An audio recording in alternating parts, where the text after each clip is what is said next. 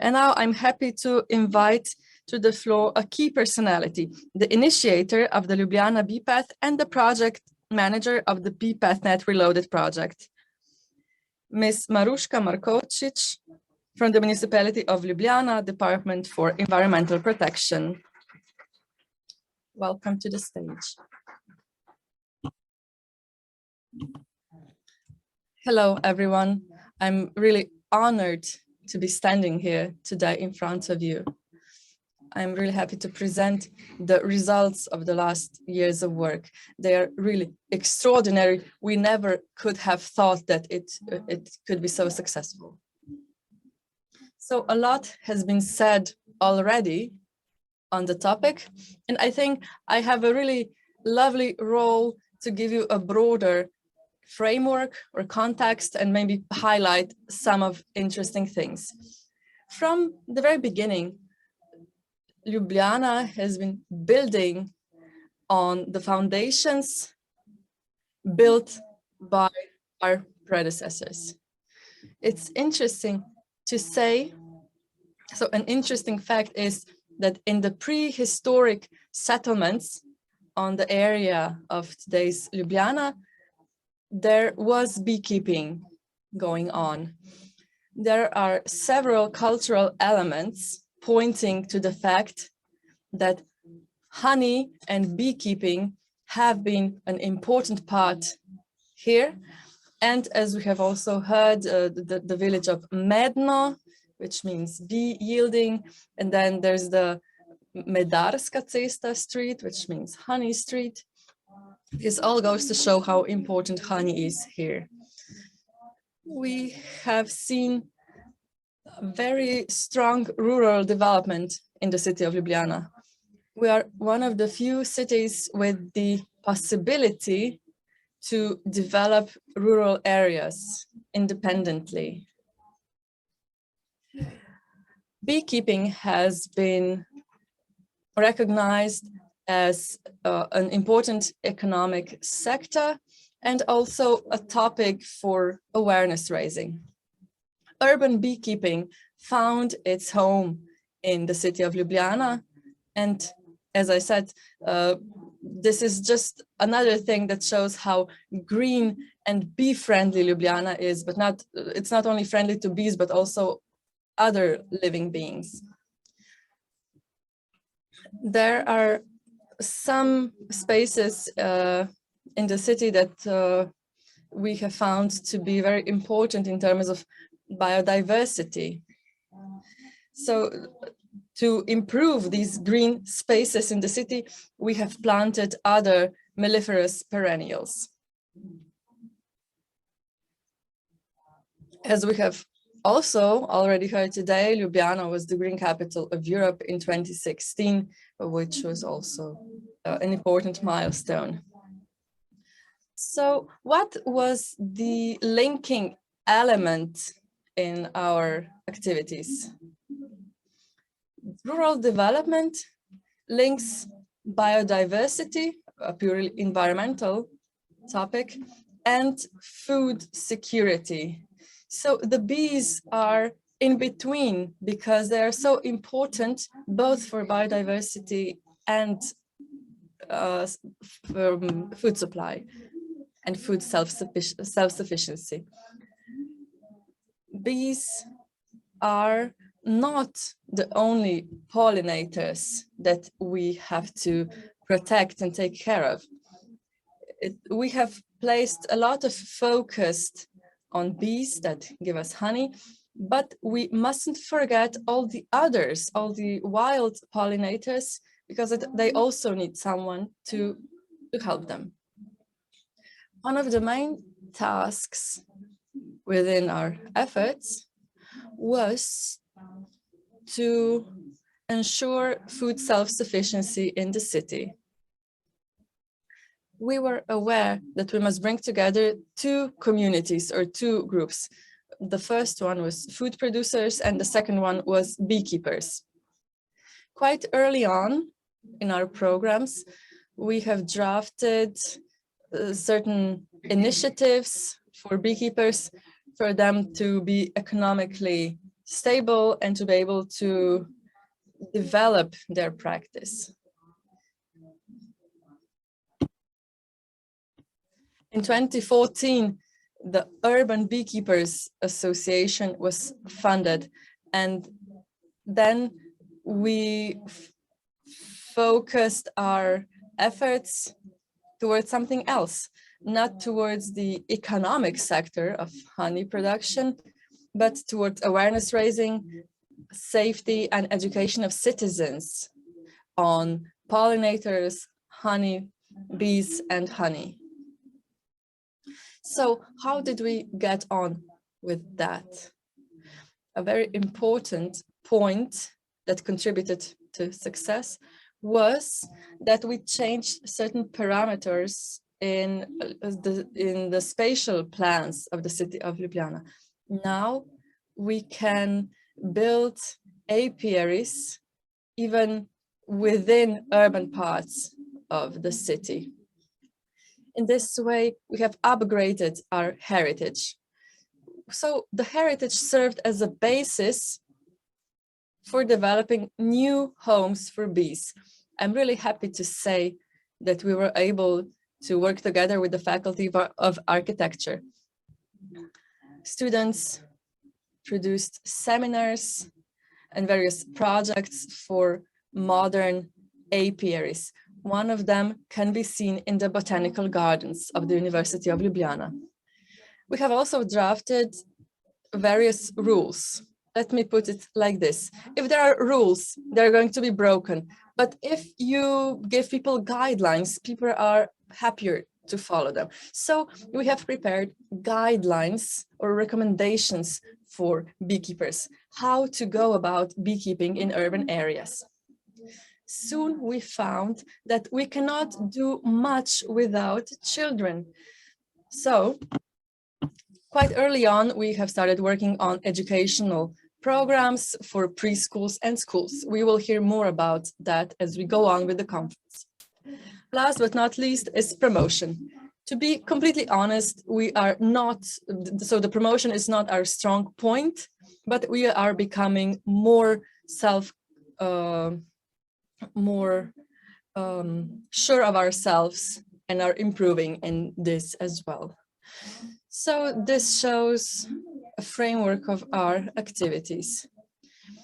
But I should point out that beekeeping was the pride of Ljubljana citizens as early as in the 19th century. Various important and wealthy families of doctors and so on have kept bees. They did it themselves. So the urban beekeeping is nothing new. But when it comes to the city center, beekeeping has not been present. In 2011, the first bee homes were built in the Cankriu Cultural Hall. And this is how bees came to the city center, to the very center. In 2014, as I already said, the Urban Beekeepers Society was established. It brings together various beekeepers in the city of Ljubljana, and they share knowledge about the topic. In 2015, the Bee Path in Ljubljana was created. It was opened by the mayor of Ljubljana by a symbolic gesture, by spreading some honey on a slice of bread. This is how we began this path. In 2017, an apiary in the botanical gardens of Ljubljana was set up, and this serves also an educational purpose. Anyone can come and have a look at how bees live. In 2017, we were also the most bee-friendly municipality, and then we started working with students as well. Each year, the Beekeepers Association of Slovenia has an award the bee-friendly municipality. And there were 2 years when we received this award, as I said, in 2017 and also in 2019. In between, we had European projects which led us in completely new directions. It exceeded all our expectations. So this is what it was like in the beginning. It was just going from point 1 to point B. There were various ideas on how to tackle this. First, there were 20 people working in the group. Now there's 44 of us, or 44 members rather. But I'm really honored to say that the entire group managed to create various synergy results. So we did not work on our own, so each one on their own, but we worked together. Another important thing in 2017, we were recognized as an example of good practice by URBACT. Then things started moving forward, and it was really within this European context that we started first working on the city level, and we did not just expand our efforts, but went more in depth. This led us to our program. Now we have the Bees in Ljubljana project, and we constantly perform various activities. One of the important elements that is very continuous is late mowing. And there are signs all around Ljubljana saying, we will mow this once the bees have finished eating here. Another thing that we perform are analysis of pollinators. We have also set up a supporting environment for beekeepers and citizens. Citizens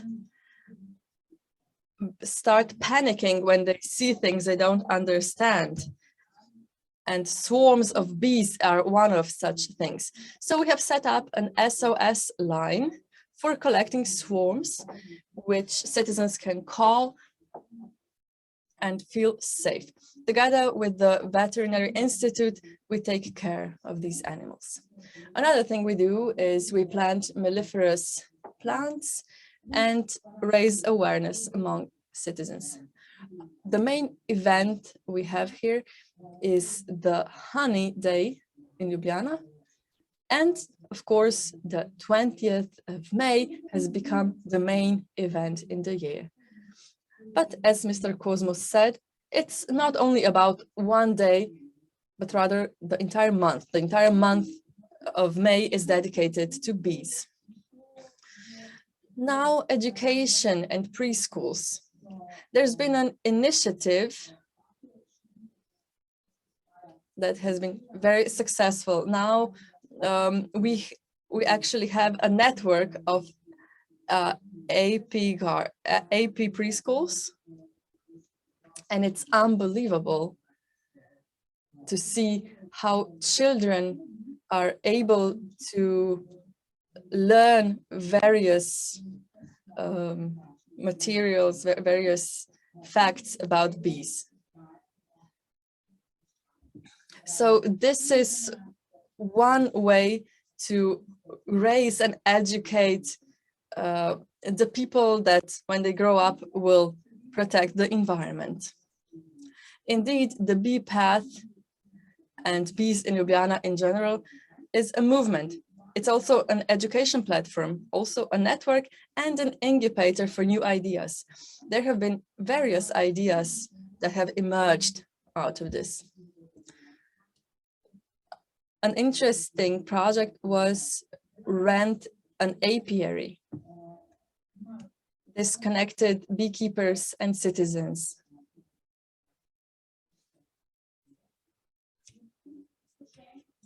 And I have to stress again, we are a connecting platform between two strategic topics. As I already said, biodiversity on the one hand and food self-sufficiency on the other hand. Last but not least, this is an actual path. You have been given a map, so I kindly invite you to walk the path. You can do it on your own, you will not get lost. Ljubljana is quite a small city, but I would advise you to do it when it's sunny outside. Ms. Lekche already gave a lovely introduction into this topic, and I'm really, really happy and touched that here with us, we have various representatives of our partnership, such as representatives from Nea Propontida and others. This shows us that we have managed to stay connected even after the first round, the first phase has been completed. After that, we have started organizing breakfasts when we meet, and if nothing else, we just meet and have a cup of coffee, which I find just lovely.